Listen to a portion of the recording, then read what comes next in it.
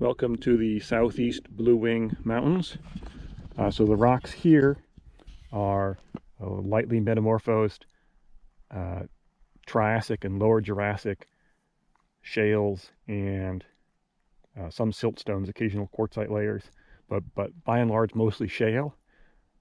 This is of the outlying sign group, which is basically part of some sort of relatively deep marine basin that had opened up in this area. In more modern terminology, this would be called the Jungo terrain. And if we look over this way, we can see the northern Salave range. And so all the ridge here with the lighter colored rocks is basically the granitite of Juniper Pass. That notch in the mountains there is Juniper Pass itself. And if we look around this way a little bit, you can now see where it switches from the light colored rocks to these darker rocks. And so that's the intrusive contact of the northern edge of the Salave batholith. And so right here, it's hard to, because that contact gets buried by alluvium, it's hard to say exactly where it goes, but we're probably about 1 kilometer from the contact here. And so in most places, the metamorphism of the batholith and the structural deformation, I guess what we'd call the structural and metamorphic aureoles, only go out about 100 meters.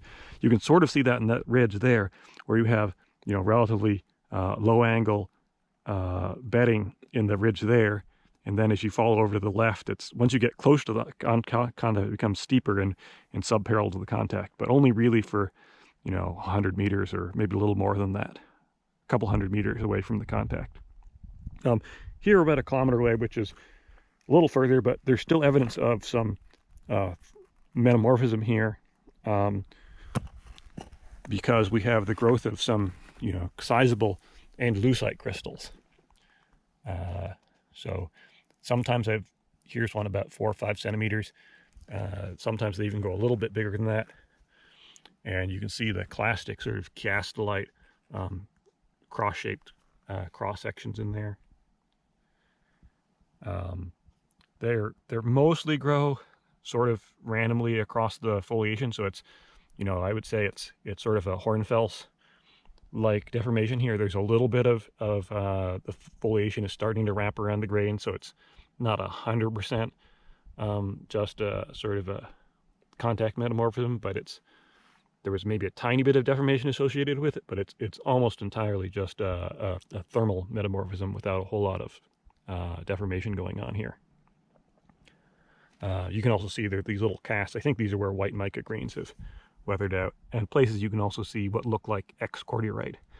But the only thing that really is obvious in most places is the Andalusite, which in most places isn't this big. This is really there's just this one spot where it grows extra big.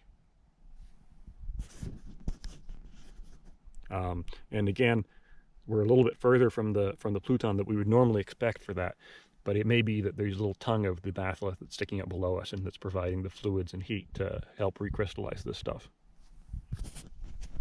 The other point I want to make while I'm here is that, again, if we look out at the mountains here, it's basically all shales and siltstones. There's no carbonate. I've never seen a carbonate outcrop in the Bluewing Mountains, and they're pretty rare in this part of the outlying sign group in general.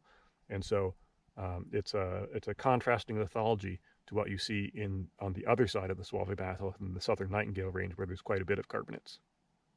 So, possibly food for thought that there could actually be a significant strike slip feature that's younger than the outlying sign group, so post lower Jurassic, and